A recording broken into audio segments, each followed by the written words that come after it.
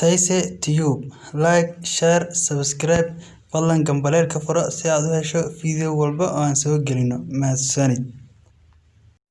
Assalaamu calaykum. Cashirkeenu maanta wuxuu ku saabsan yahay qaabka loo bedelo loo turjumo message fariin oo aan garanaynin luqadiisa uga dhigato af Soomaali. Waxaa loo isticmaalaa application-ka la yiraahdo Gboard. Waa application-ka ugu wada geliyay. Application-kan haddaan haysan maxaad ka dayan kartaa Play Store-ka adoo soo dejisanaya. Haddii aad nagu cusub tahay fadlan subscribe noo saar kanaalka, videoga like noo saar. Mahadsanid. Cashirkeena aan u daadegno.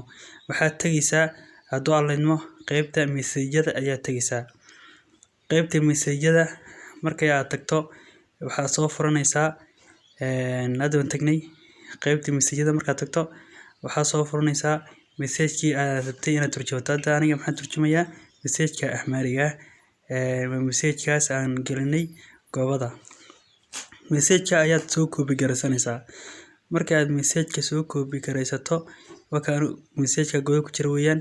Message-ka marka aad soo copy garaysato waxaad tagaysaa xagga hoose laga diro message-yada. Markii xagga hoose message-yada tagto waxaad sii tagaysaa keyboard-ka meesha 3 dhibcood leh ku tusay xaggaas weeyaan ayaa tagaysaa. Waxaad sii tagaysaa meesha hoose translate ku qoran tahay ku dhufanaysaa. Wuxuu ku geenayaa meel cusub ayuu ku geenayaa. Meeshaas ayaad gashanaysaa message-kii aad soo copy garaysatay. Waxaad bedelaysaa luqadda Ahmar ayaad ka dhigaysaa. Dhangan kale luqadda lagu turjumayo Soomaali ayaad ka dhiganaysaa. Inta ka bacdi maxaa soo qaadanaysaa message-kii aan soo copy garaysanay. Message-kii halkaas aad gelinaysaa. Waad ku copy basal garanaysaa. Waka hadda uu isturjumay luqadda Soomaaliga ayuu isku bedelay. Marka insha Allah bidnillahi kariim waxyaabo ka badan oo isticmaal kartaa dad luqado kala ah kula sheekaysan kartaa meel Facebook meel walba oo isticmaal kartaa. Marka fadlan subscribe noo saara, videoga like noo saara. Mahadsanidin.